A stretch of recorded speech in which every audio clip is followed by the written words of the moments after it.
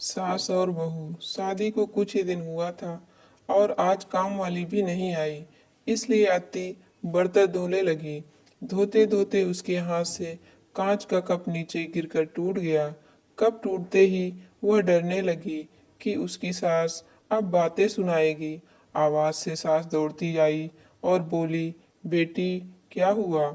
अत्ती बोली, माँ पता नहीं ध्यान रखते हुए भी कैसे मेरे हाथ से कप नीचे गिर गया।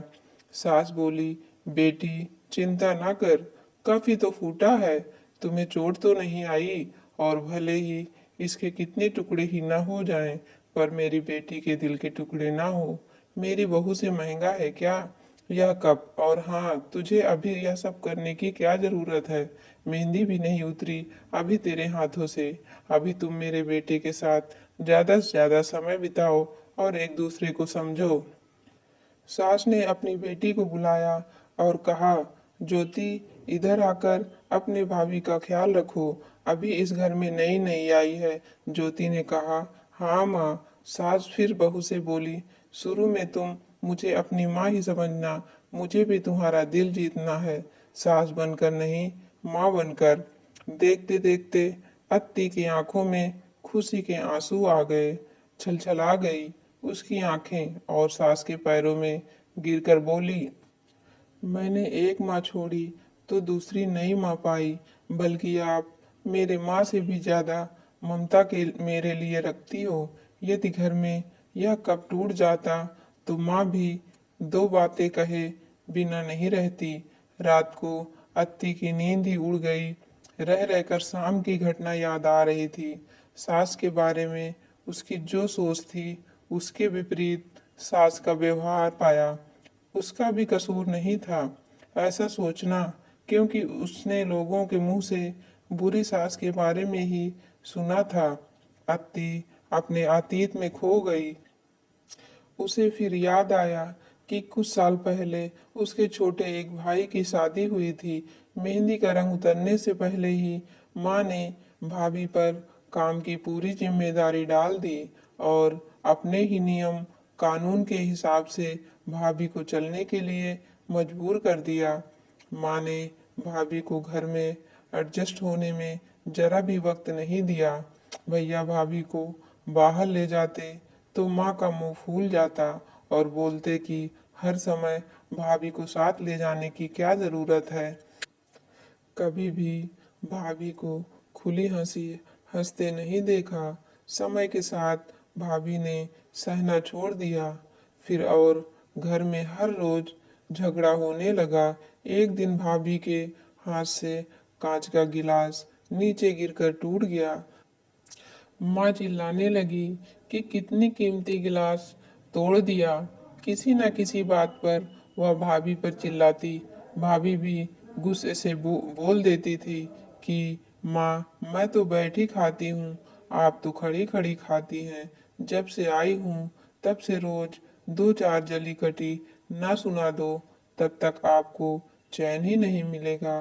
कभी मेरे माँ को तो कभी मेरे बाप को, हमेशा मेरी मायके वालों को कोसती रहती हो। ऐसे माँ और भाभी एक दूसरे के साथ बहस करती रहती थी। अत्ती ने घर के अलावा और भी कई जगह पर सास बहू के झगड़े सुनते सुनते वह डर गई थी, इसलिए शादी से कतराने लगी।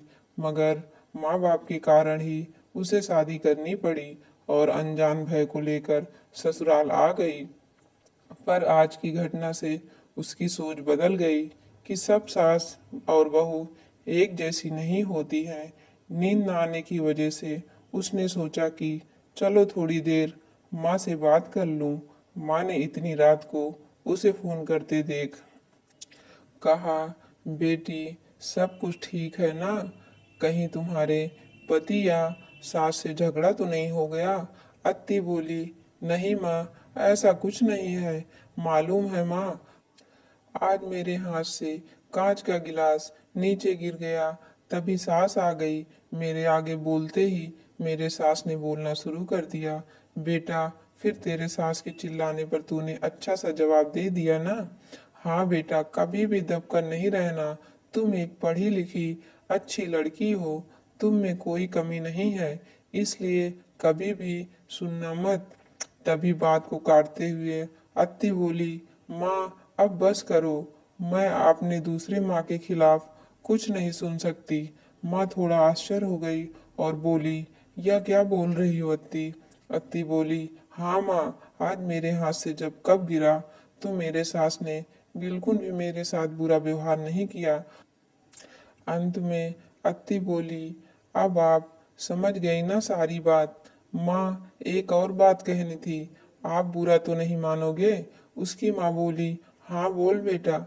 अत्ती बोली, माँ काश आप भी मेरी नई माँ की तरह भाभी के साथ व्यवहार करती तो शायद भैया और भाभी अलग घर में नहीं रहते। अपनी बेटी की यह सब बातें सुनकर उसे एहसास हुआ कि उसने अपने बहू के साथ गलत व्यवहार किया था। उसकी बेटी ने उसकी आंखें खोल दी।